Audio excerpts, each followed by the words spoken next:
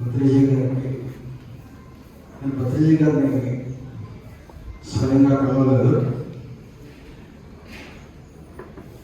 కానీ భద్రజీ గారిని స్వయంగా కలిసి వారితో అత్యంత సన్నిహితంగా వెళ్ళినటువంటి వాళ్ళని మాత్రం కలిసాను. నేను ఒక 2-3 సంవత్సరాల క్రితం ఈ ఆనాపానసతి ధ్యానాన్ని గురించి వినడం జరిగింది. నేను ప్రత్యేకంగా ఈ ఆనాపానసతి ధ్యానంలోకి రావడానికి కారణం ఏంటంటే, నాకు భగవద్గీత అంటే చాలా ఇష్టం. దాని మీద చాలా రీసెర్చ్ చేశాను. భగవద్గీత మీద కొన్ని పుస్తకం గ్రంథం కూడా రాయడం జరిగింది. అమెరికాలో చాలా ఇళ్ళకి వెళ్ళి భగవద్గీత ఒక్కొక్క అధ్యాయాన్ని ఒక్కొక్క ఇళ్లలో నేను గీతా ధ్యాన మహాయజ్ఞం అని చెప్పి చాలా చోట్ల ప్రతి శాస్త్రం గురించి నేను చెప్పడం జరిగింది. మా గురువు గారు అయినటువంటి స్వామి బోధానంద సరస్వతి యొక్క ప్రవర్తన. నేను భక్తి యోగాన్ని నా 21 ఏడు భగవాన్ శ్రీ సత్సాయిబాబా వారి యొక్క భక్తి యోగాన్ని చేశాను.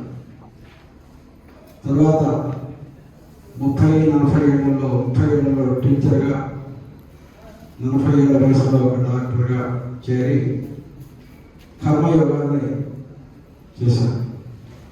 50 ఏళ్ల ప్రాంతంలో స్వామి బోధానంద సరస్వతి దగ్గర నేర్చుకొని వాళ్ళ దగ్గర ఆధ్యాత్మిక ప్రవచనాలు గ్రంథాలన్నింటినీ వాళ్ళ దగ్గర నేర్చుకొని జ్ఞానయోగాన్ని పూర్తి చేశాను.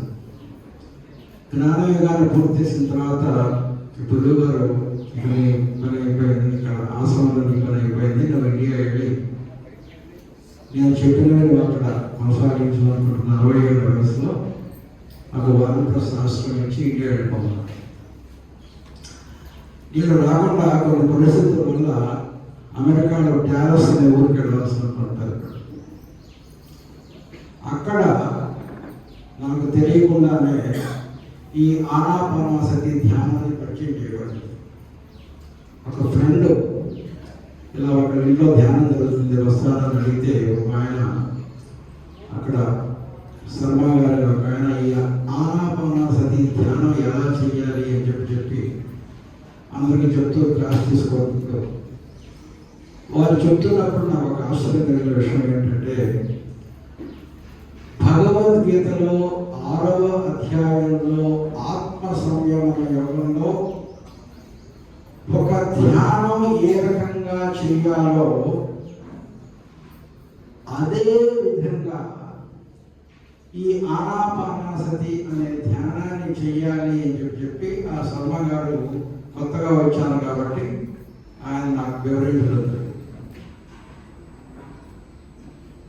నాకు ఆశ్చర్యం వేసింది, ఏంటి నేను ఆనాపానసతి ధ్యానం భగవద్గీతలో శ్రీకృష్ణుడు చెప్పిన ధ్యానం అంత క్లోజ్గా ఉందని చెప్పి ఆయన చెప్పినట్టుగా ఇమ్మీడియట్గా కనెక్ట్ అయిపోయి 1 గంట సేపు ధ్యానం చేశాను.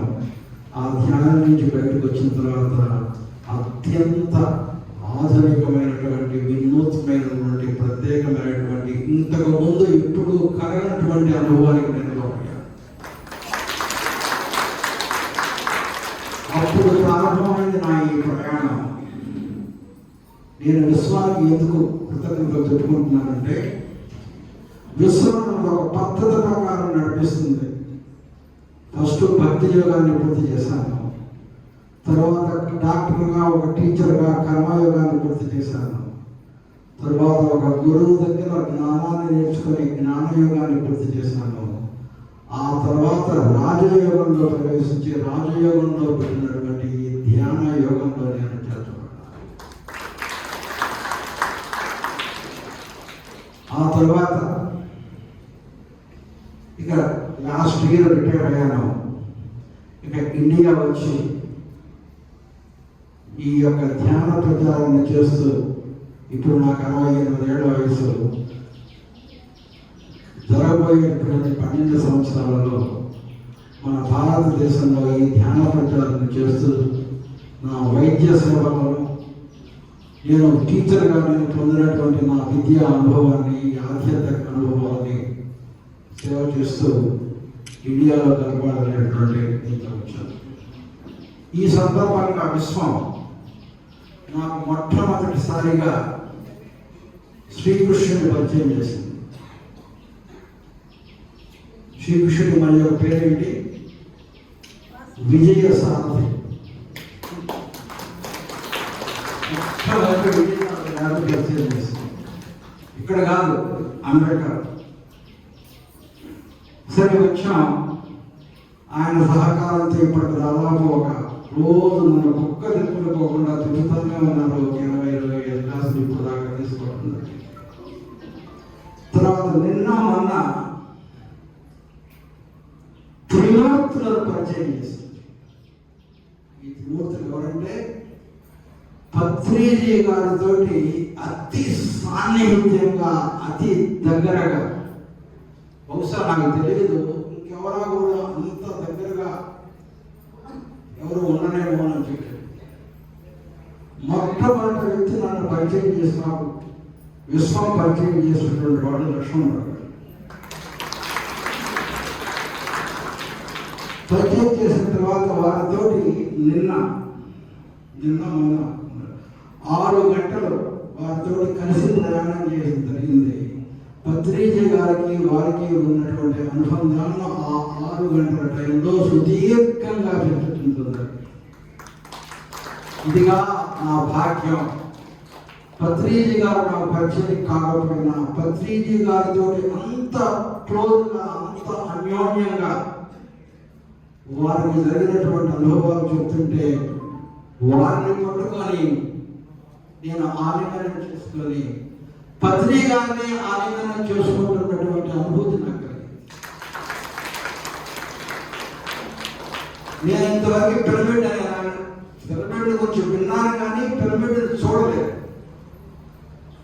నిన్న లక్ష్మణరావు గారు వారితో తీసుకెళ్ళి ప్రపంచంలో ఆధునికంగా కట్టబడినటువంటి అతి పెద్ద పిరమిడ్ని వారే స్వయంగా ఒక్కొక్క మెట్టు వారు ముందు వెళ్తూ మీరు వెనక్కి రండి అని చెప్పి పక్కవారి చేత బ్యాటరీ లైట్ చీకటిగా ఉంటే బ్యాటరీ లైట్ నుంచి పత్రిగానే నన్ను పైకి తీసుకెళ్ళి ఆ పిరమిడ్ మొత్తాన్ని చూపించినట్టుగా అనుభూతి పొందేటటువంటి విధంగా ప్రపంచంలో ఉన్నటువంటి అత్యంత గొప్ప పిరమిడ్ వశిష్ఠ గౌతమి పిరమిడ్ని మొట్టమొదటిసారి అటువంటి పిరమిడ్లో మీరు ధ్యానం చేయడానికి కొంత టైం ఇచ్చి అక్కడ స్థలం ఏర్పాటు చేసి వారు మిగతా పనులన్నీ చేసుకుని నేను ధ్యానంలో అప్పుడు పొందిన అనుభూతి అనిర్వచనీయం.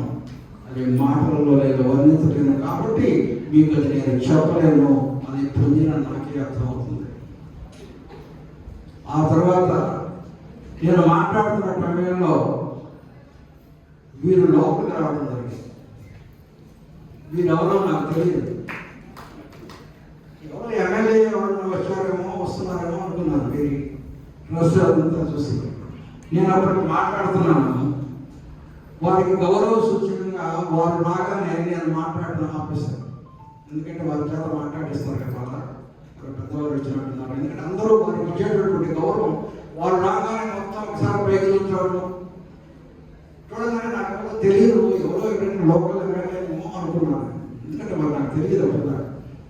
తర్వాత ఎవరండి వారు అని చెప్పి వాళ్ళని అడిగినప్పుడు వారి పేరు రాఘవరావు గారు, విజయవాడలో ఉంటారు, పత్రిజీ గారికి అతి సన్నిహితుడు అని చెప్పి అప్పుడు వారిని ఆలింగనం చేసుకొని వారి కరచాలనం చేసి పత్రిజీ గారితో అతి క్లోజ్గా ఉన్నటువంటి ఒక వ్యక్తిని పరిచయం చేసినటువంటి విశ్వానికి కృతజ్ఞతలు తెలుపుకుంటూ వారిని ఆలింగనం చేసుకొని పత్రిజీ గారిని ఆలింగనం చేసుకున్నటువంటి అనుభూతి.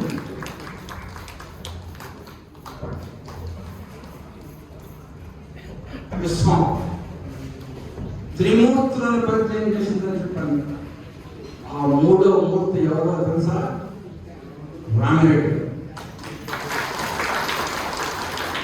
ఈరోజు ఉదయం దాకా కూడా నాకు రామిరెడ్డి గారు ఎవరో తెలియదు.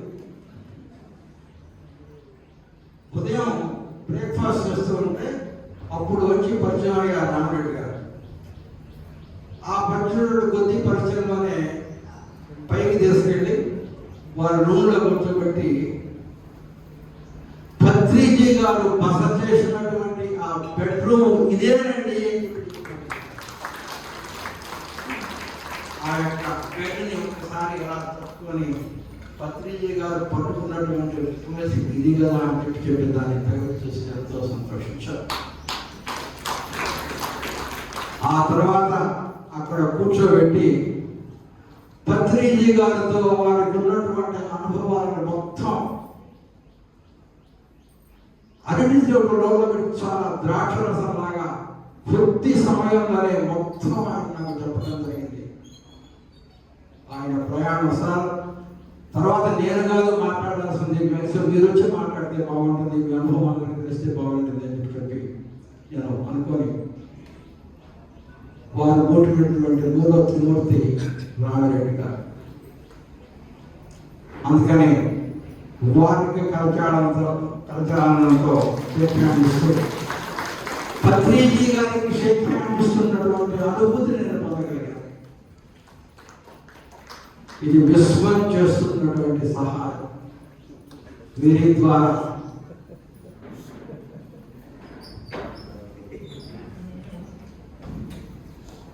విశ్వం నాకు ఇస్తున్నటువంటి, ఎందుకంటే నేను ఒక సత్సంకల్పంతో ఇండియా రావడం జరిగింది. కాబట్టి ఎప్పుడైతే మీ సంకల్పం సమంజసమైందో అది మనస వాచ కర్మణ ఎటువంటి ప్రతిఫలాపేక్ష లేకుండా మీరు విశ్వానికి సహాయం చేయాలని చెప్పి కోరుకున్నారో మీరు ఏమీ చేయాల్సినటువంటి పని లేదు.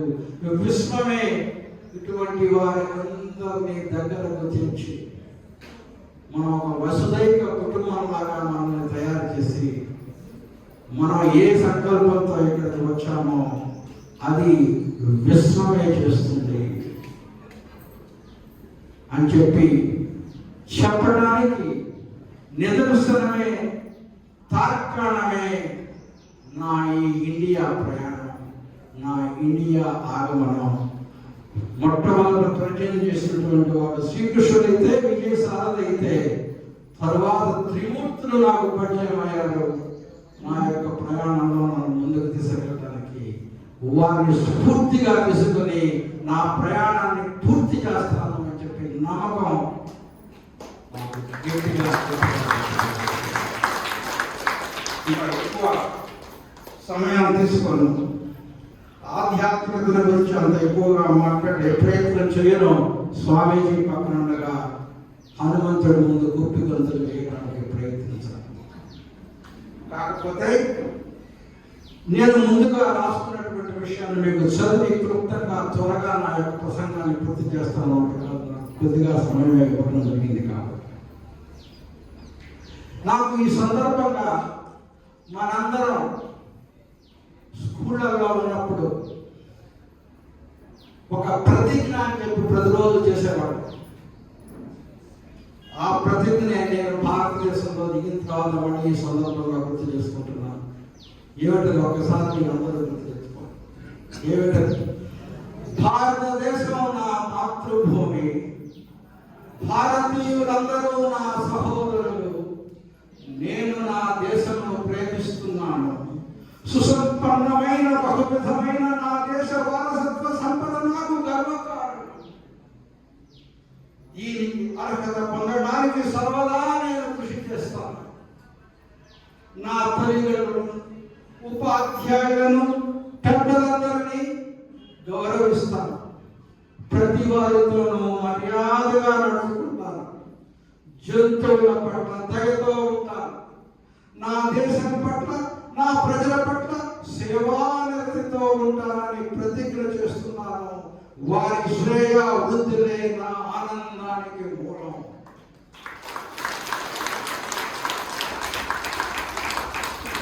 ఇది మన అందరం చేసినటువంటి ప్రతిజ్ఞే. ఆ ప్రతిజ్ఞే ఈ సందర్భంగా మరోసారి గుర్తు చేసుకుంటున్నాను. ఈరోజు మీరు తెలిసి చేశారో తెలియక చేశారో నాకు తెలియదు, కానీ అంతర్జాతీయంగా ఈ యొక్క దినానికి ఒక ప్రత్యేకత ఉంది. ఆ ప్రత్యేకత ఏంటో తెలుసా? ఈ దినాన్ని అంతర్జాతీయ సామాజిక న్యాయ దినోత్సవంగా జరుపుకుంటారు. అది మీకు తెలిసిందో తెలియదో నాకు తెలియదు, కానీ దీనికి సిగ్నిఫికెన్స్ కోయిన్సిడెన్స్. మన దేశంలో ఈ రోజున ఏ రకంగా జరుపుకుంటారో మీకు తెలుసా? Love your pet day. Today పేరు లవ్ యువర్ పెట్ డే. అంటే నువ్వు నీ యొక్క పెంపుడు జంతువులను ప్రేమించే రోజు. అంతర్జాతీయంగా ఈ రోజు ఒక ప్రత్యేకత ఉంది, జాతీయంగా మనకి ఇంకొక ప్రత్యేకత ఉంది. అదే ఇప్పుడు చదువుతాను. అంతర్జాతీయంగా ఈ దినానికి అంతర్జాతీయ సామాజిక న్యాయ దినోత్సవం జరుపుకుంటారు. సామాజిక న్యాయం అనేది 4 సూత్రాలపైనే ఆధారపడి ఉంటుంది. సామాజిక న్యాయ సూత్రం 1 భ్రాతృత్వం. భ్రాతృత్వం అంటే అన్నదమ్ములుగా మెలగడం. మన అందరిలోనూ ఉండే అంటే అందరూ బాగుండాలి, అందులో నేనుండాలి అనుకోవడం. 2వ న్యాయ సామాజిక సూత్రం సమానత్వం. మన అందరిలో ఉండేది ఒకటే ఆత్మ, అదే ఆత్మతత్వం. 3వ సామాజిక న్యాయ సూత్రం ప్రేమతత్వం. సమాజం అనేది ఒక పూసల హారం అయితే ఆ పూసల అన్నింటినీ ఒక చోట చేర్చేది ప్రేమ అనే దారం. 4వ సామాజిక న్యాయ సూత్రం సేవాతత్వం. ఇస్తే వస్తుంది అని పత్రిక సూక్తికి అడ్డం పడుతుంది ఈ సేవాతత్వం. ఈ 4 సామాజిక న్యాయ సూత్రాల పునాది రాళ్లపైనే నిర్మించబడిన భవనమే ఈ సమాజం. ఈ 4 సామాజిక న్యాయ సూత్రాల పునాది రాళ్లపైనే నిర్మించబడిన భవనమే ఈ సమాజం. ఇందులో ఏ పునాది రాయి బలహీనమైన సమాజం అనే భవనం పడిపోయే ప్రమాదం ఉంది. ఈ సమాజ భవనాన్ని సురక్షితంగా ఉంచవలసిన ఈ సమాజపు భాగస్వాములమైన మన అందరిపైన ఉంది. ఈ బాధ్యతను గుర్తు చేయడానికే కొందరు మహాత్ముల వలలో మళ్ళీ మళ్ళీ మళ్ళీ పుడుతూ ఉంటారు. అలా పుట్టిన మహాత్ములలో ఒకరే మన బ్రహ్మర్షి పితామహ.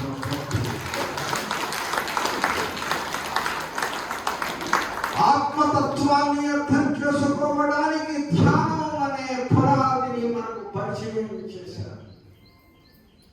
ప్రేమతత్వాన్ని బోధించడానికి శాకాహారాన్ని మనకు అలవాటు చేశారు.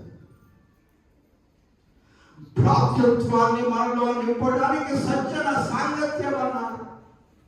సేవాతత్వాన్ని మనలో పెంచడానికి స్వాధ్యాయం అన్నారు. ఒక గాంధీజీ, ఒక వివేకానందజీ, ఒక పత్రిజీ, వీరందరూ కూడా మనందరిలాగే అతి సామాన్య జీవితం గడిపిన వారే.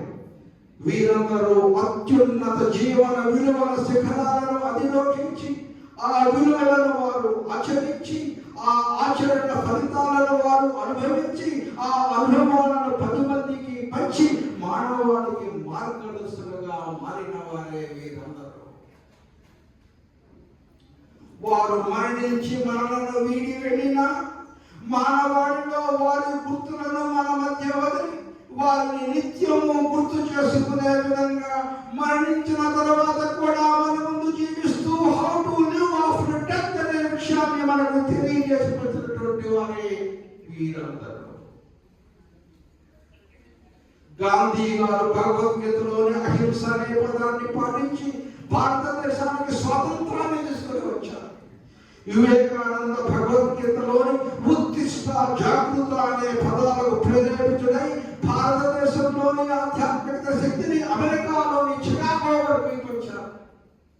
పత్రిజీ గారు భగవద్గీతలో శ్రీకృష్ణుడు వివరించిన, బుద్ధుడు పాటించిన ఆనాపానసతి అనే ధ్యాన ప్రక్రియతో ప్రపంచాన్నే ప్రభావితం చేయగలిగారు.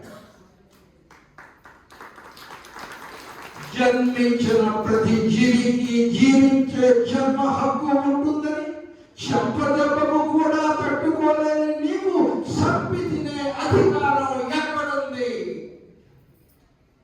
సైకిల్ విహారంలో రుద్రాక్షలాగా మారాలంటే శాకాహారమే శరణ్యం.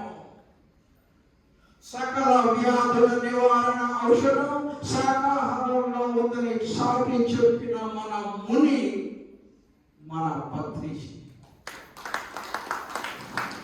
ధ్యానం నిన్ను నీ లోపలకు తీసుకెళ్లేవో వాహనమని, ధ్యానం నిన్ను నీకు చూపించేవో దర్పణమని, ధ్యానం ముక్తికి మార్గం చూపించేవో చుక్కానని, ధ్యానం ఈ జగత్తులో జరిగే అన్ని విపత్తులను ఆపగలదని నిరూపించి ధ్యాన జగత్తు కోసం నిత్యం శ్రమించిన మౌని మన బ్రహ్మర్షి పితామహ పత్రి. పిరమిడ్ శక్తి కారకమని, పిరమిడ్ శక్తి పూరకమని, పిరమిడ్లో ఆధ్యాత్మిక శక్తి అంతర్లీనమని, అందుకే అన్ని ఆధ్యాత్మిక కేంద్రాలు పిరమిడ్ రూపంలో నిర్మితమని అందరికీ పిరమిడ్ జగత్తును పరిచయం చేసిన జ్ఞాని మన బ్రహ్మర్షి పితామహ పత్రి. ఆచరణాత్మక ఆధ్యాత్మిక వినాలాకాశంలో జరిగే ఓ ధ్రువతార మన బ్రహ్మర్షి పితామహ పత్రి. గాంధీజీ, వివేకానందులు బ్రహ్మ విష్ణులైతే వారి పక్కన నిలిచే మహేశ్వరుడే మన పత్రి.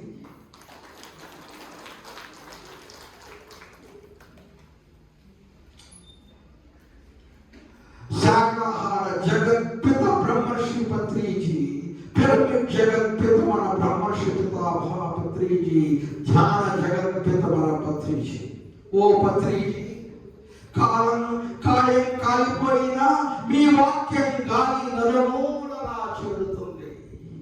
ఓ పత్రిజీ, మీ దేహం రాలిపోయినా మీ స్వరం మమ్మల్ని ఉత్తేజన చేస్తూనే ఉంటుంది.